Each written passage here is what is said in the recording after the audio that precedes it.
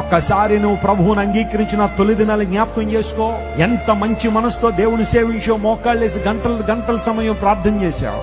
మాదిరికరమైన జీవితం కోసం ప్రాకులాడా.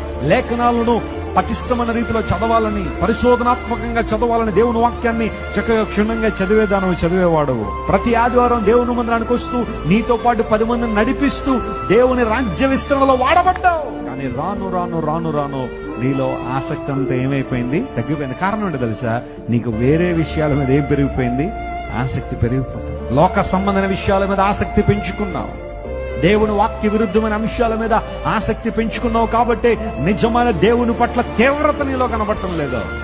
దేవుని సేవించాలని ఆశపడితే, దేవుని సేవించే వ్యక్తిగా నువ్వు ఉండాలని కోరితే నీలో ఏముండాలన్నమాట?